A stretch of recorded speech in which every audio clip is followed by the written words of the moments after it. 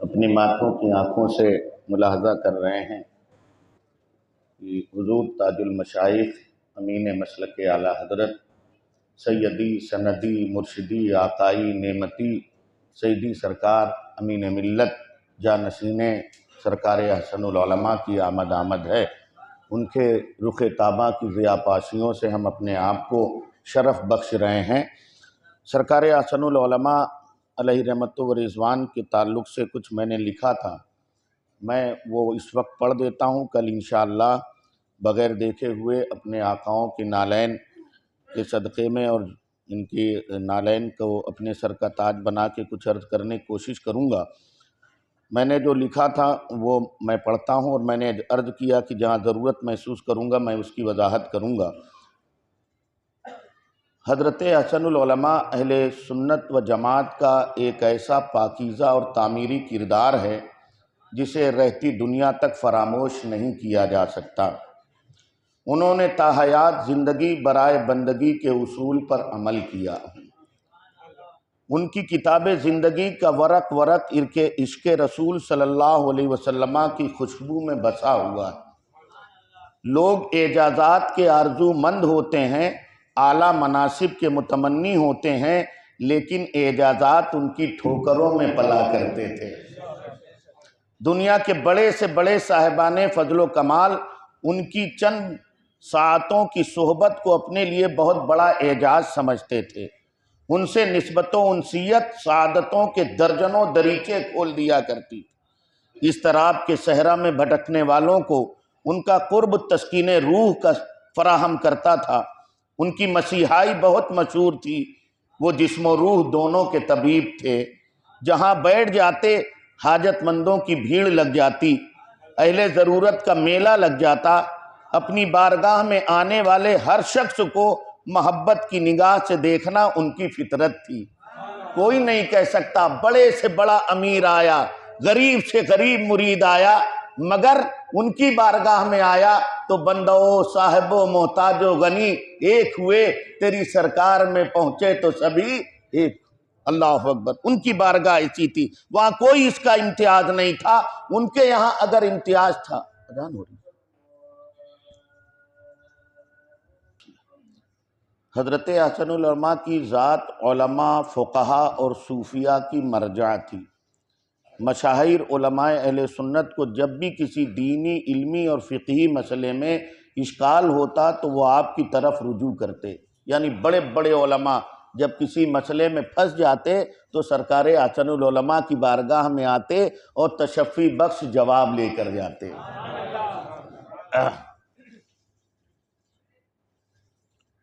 جماعت صوفیہ، سرکار رفیق ملت نے بھی فرمایا نا، آپ تو صوفی اسی کو کہتے ہیں جو میلا کچیلا کپڑا پہنے ہو، لار بہا رہا ہو، ننگا گھوم رہا ہو، اسی کے پیچھے بھاگتے ہیں۔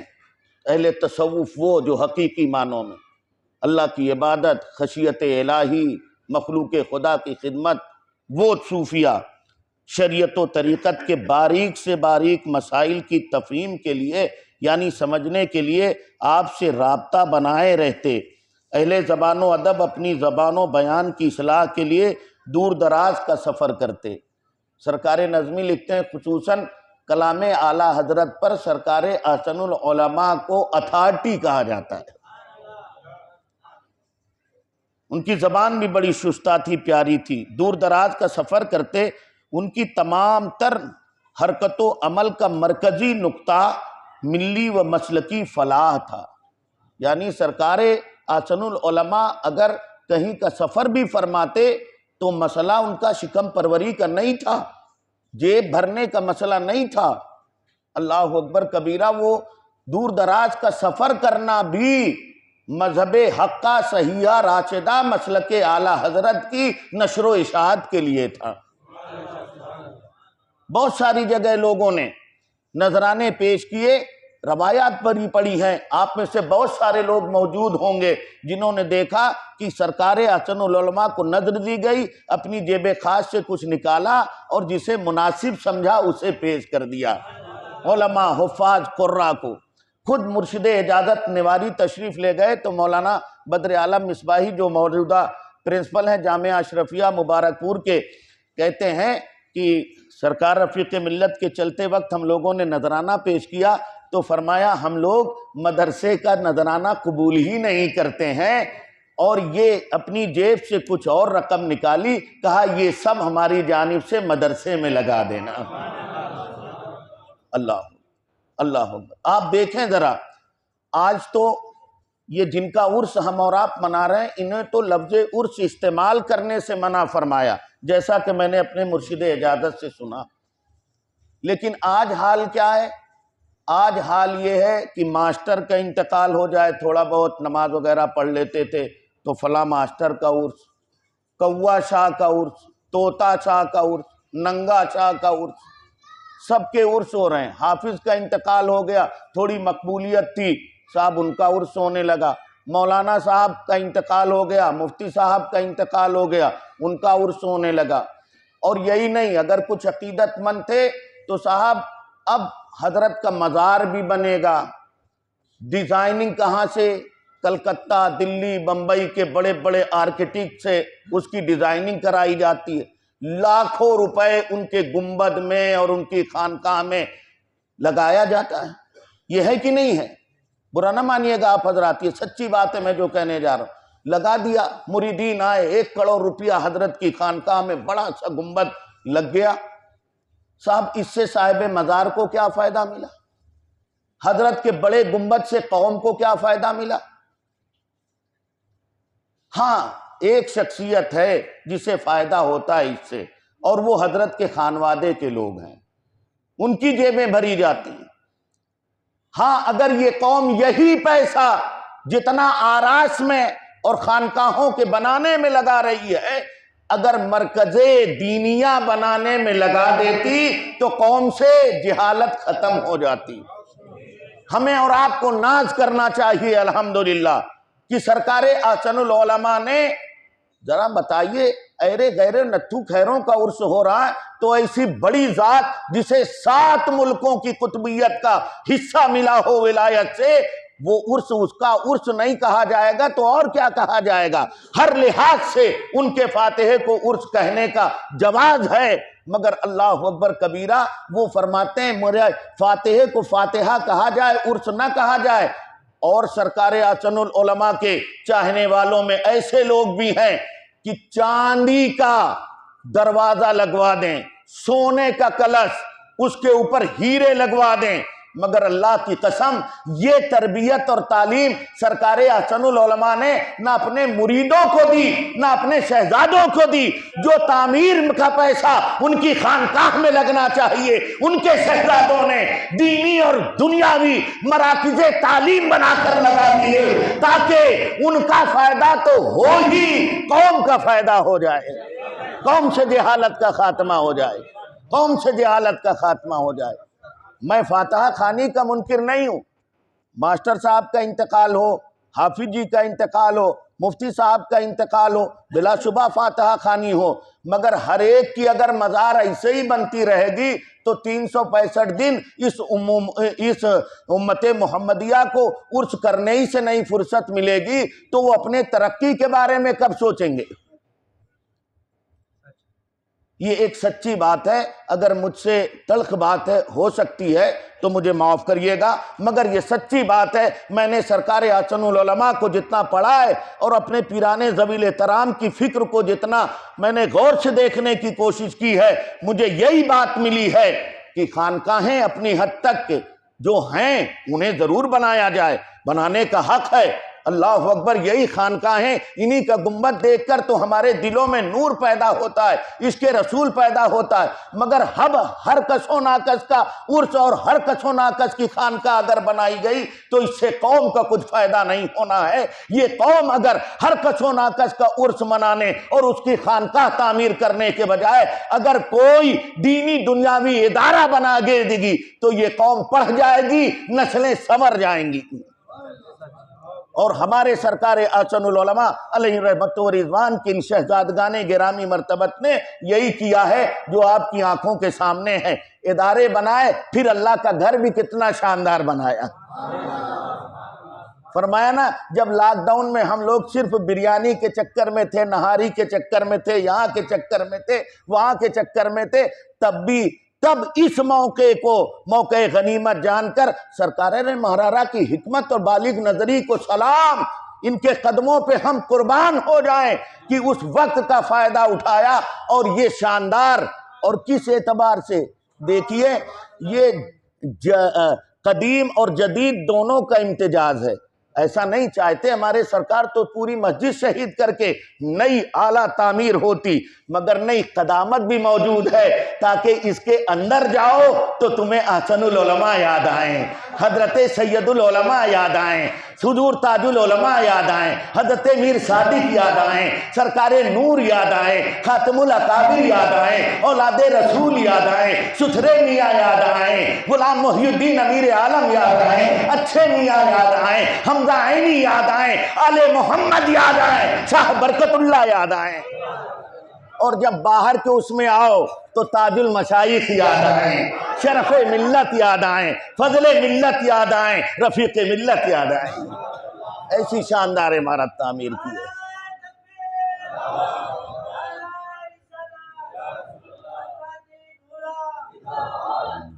اللہ اکبر، سبحان اللہ۔ تو ان کے اسفار طلب دنیا کے لیے نہیں، دین کی صلاح و فلاح کے لیے ہوا کرتے تھے، لیکن ان کی جد و جہد دینی و ملی روایات کے تحفظ کے لیے تھی۔ ان کا مینارہ عظمت بہت بلند ہے، اتنا بلند کہ دیکھنے والوں کی ٹوپیاں گر جاتی ہیں، اور اس میں شک نہیں ہے۔ ان کے پاس مانگے کا اجالا نہیں تھا، دوسروں کو تو بھیک میں ملا ہوا اجالا ہے، ان کے پاس مانگے کا اجالا نہ تھا، وہ اجالوں کی کان میں پیدا ہوئے تھے۔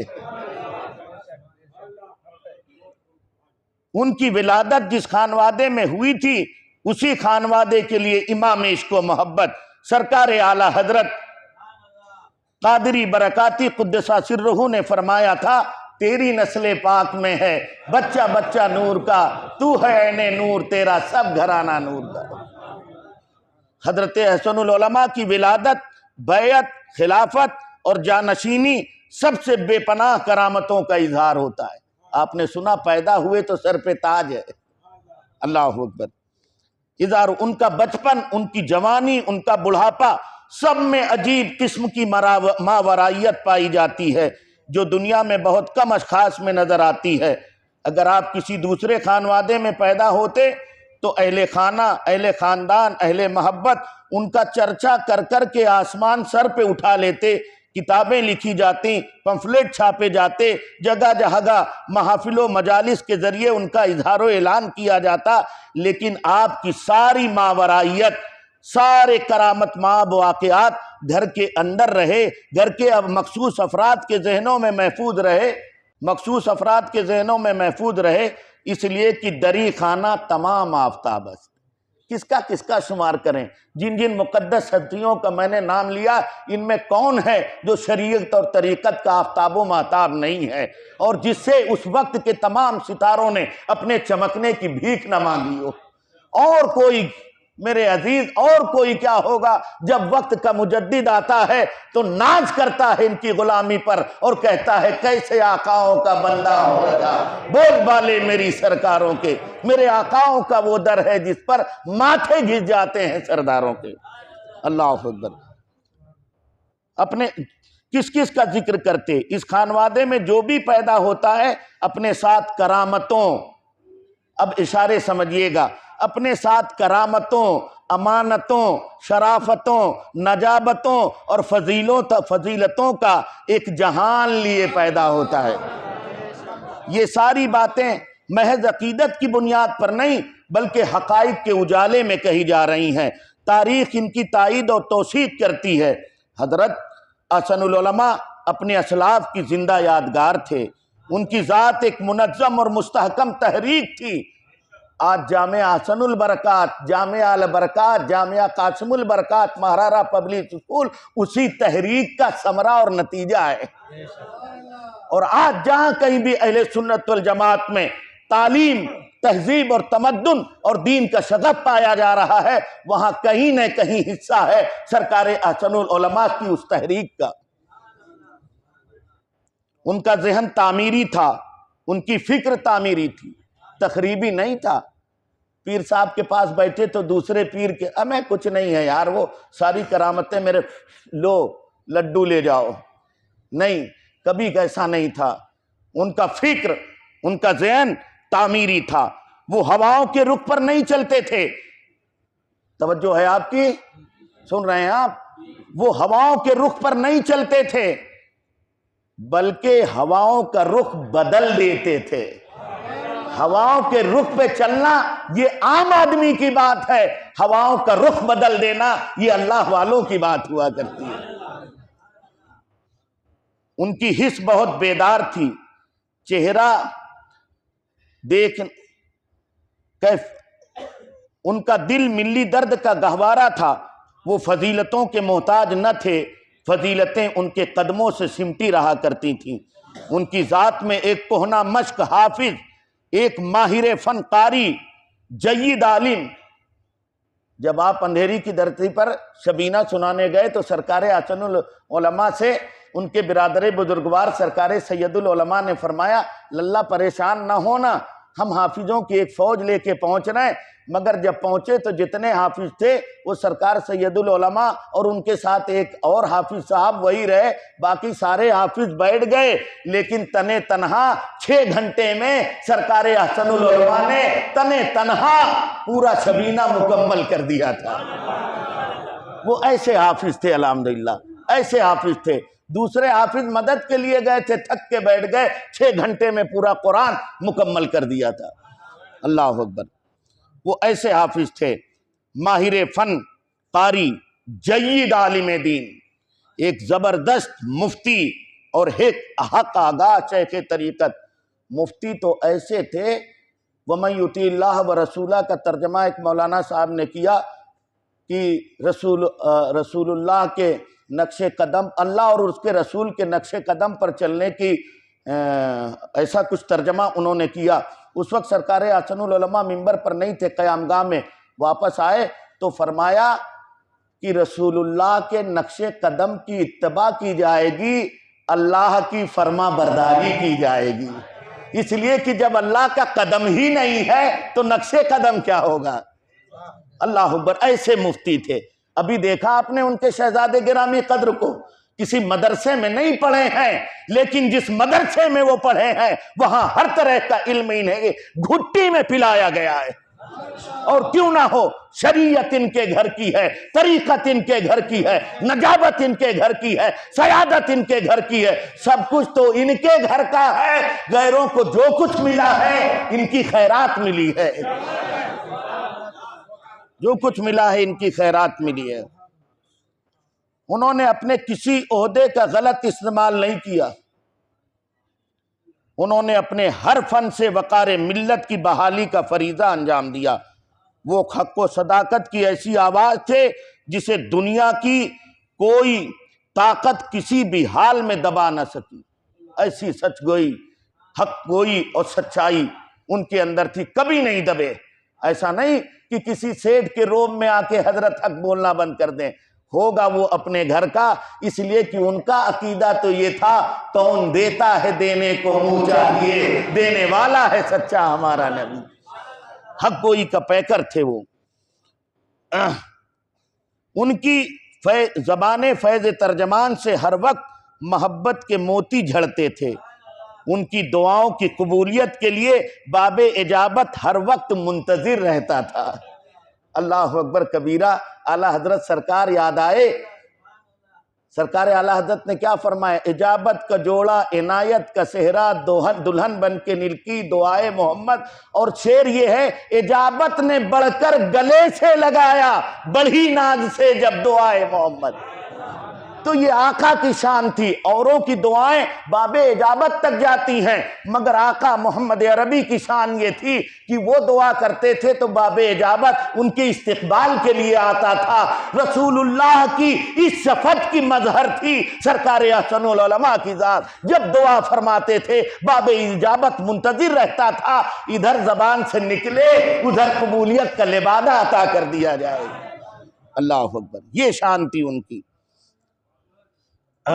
ماہرین علوم و فنون کی بھیڑ میں ان کی حیثیت ماہ کامل جیسی تھی. میں نے تو زندگی میں صرف 2 مرتبہ دیکھا، ایک مرتبہ حسن المدارس کے جلسے میں اور ایک مرتبہ اور کہیں پر کسی جلسے ہی میں نے زیارت کی ہے. آپ میں سے بہت ساری ایسی آنکھیں ہیں، ذرا یقین سے بتاؤ سچی بات تو ہو کہ جس محفل میں سرکار احسن العلماء جلوہ افروز ہوتے تھے صرف وہی نظر آتے تھے.